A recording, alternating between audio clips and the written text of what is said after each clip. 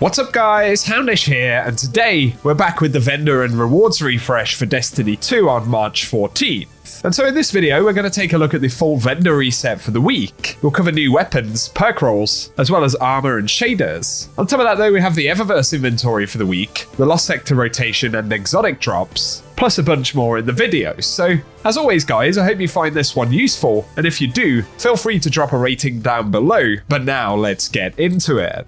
Starting out, something interesting right here. Bungie had announced last week that we wouldn't be getting Iron Banner, but upon the weekly reset, Lord Saladin has showed up right here in the tower. Well, kind of, although he's now gone missing, as you can see right here. Maybe he's got the bug where you go invisible after playing too many playlist activities. Iron Banner is also up in the Crucible tab right here. So not sure exactly what Bungie are doing. I'm assuming they're probably going to disable this, but we'll simply have to wait and see. I'll add it to the pinned comment down below. But getting into other activity content, of course, a bunch of the stuff on Neptune is reset, including the new raid. But we've got a new weekly mission right here. Of course, there is the pinnacle to get a team score of 100,000 points. And the weekly mission this week will be Breakneck. Additionally though, the Vex Incursion Zone has moved and is now in Ahimsa Park. And we have a new Partition mission, which is the Ordnance mission right here, but it requires the completion of Nimbus's weekly bounty before we can get access to it. Otherwise, for new content, we do have the refresh for seasonal stuff and new steps for the season quest, We Stand Unbroken. So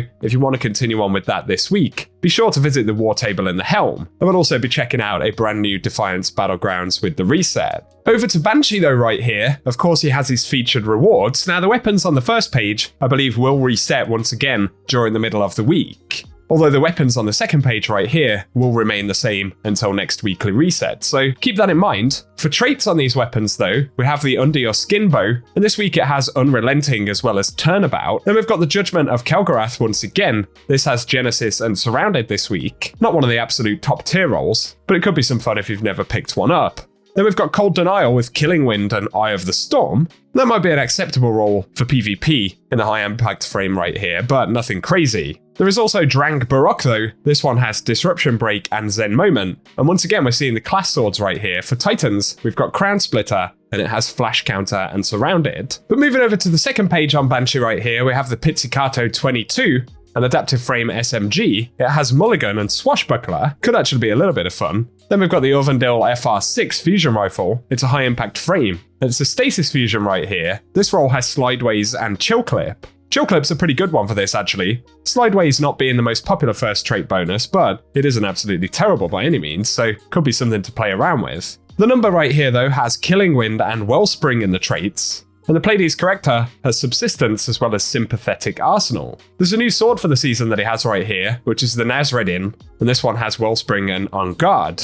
And finally, the Marsilian Sea Grenade Launcher. This one's got Turnabout and Vorpal Weapon. The Vorpal Weapon, of course, is a decent damage bonus, although it's certainly not the best roll that you could get on this particular grenade launcher. But give us your thoughts down below on any of the weapons that Banshee has, and when do you plan to pick any of them up. But moving over to our robot friend down in the annex right here, Shader 1, she's got the retrograde armor set right here. Of course, I'm on Titan. And if stat rolls are of particular interest, then be sure to check in on your various characters. Not especially an armor set most players are excited to pick up though. But for the shaders, she does have the New Age Black Armory right here. Pretty good Black Armory shader, so I'd say it's one to pick up if you haven't grabbed it. But she does also have the Arctic Dreamscape shader that you can see right here. And finally, also the new Monarchy Allegiance shader. So a few useful ones that you may not have in your collections or may want to pick up if you like the look of them. And as always, these will cost 10,000 glimmer each. But now moving over to the Eververse store for the week, we'll take a look at the Bright Dust items. And initially we have the Vehement Flock exotic emote right here.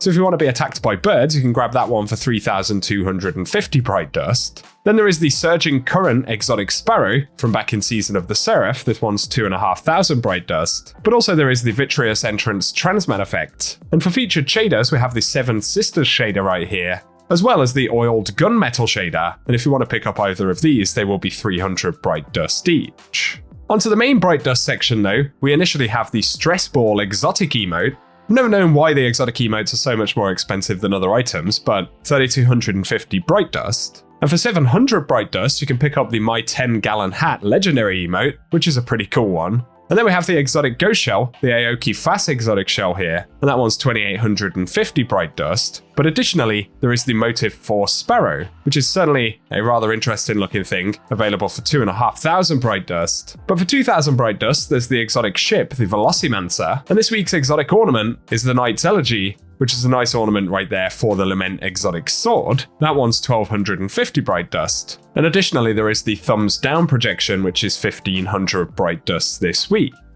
Other featured shaders for the week though include the Coppertone Patina. As always, all of these are 300 bright dust. On top of that, there is the Smudge Pop Bruise shader, as well as Royal Treatment right here. And finally, the Whispered Sheen shader. So let us know if you plan to pick up any of those. But finally for bright dust, there is the Cabal Shield Breaker Transmat effect, as well as the Stasis Entrance Transmat effect, and finally the Vex Incursion entrance. And all of the transmat effects will be 450 bright dust each.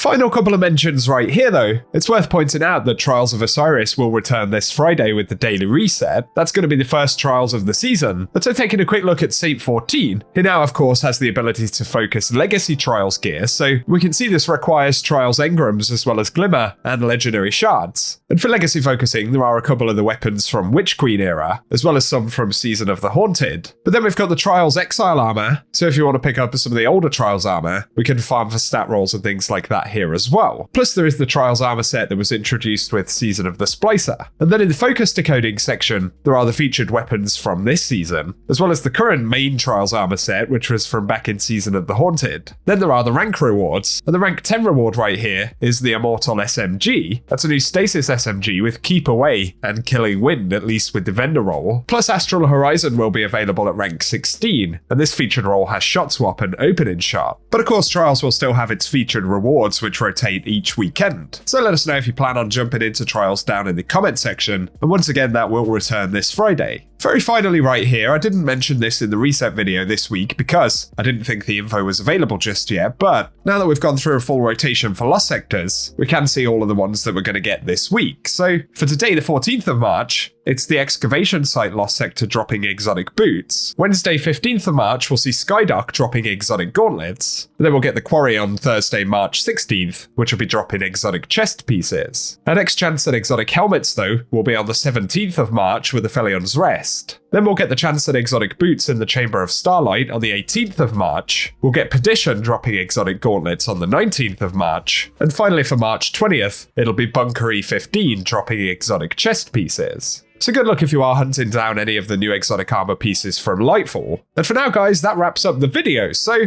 as always, I hope you've enjoyed this one and found it useful. And if you have, a rating below really does help us out. Let us know any things you'll be picking up from vendors this week, or stuff that you plan to get done in the game. Otherwise though, if you want to see more Destiny content, be sure to get subscribed to the channel. And otherwise, I hope you guys have an awesome day.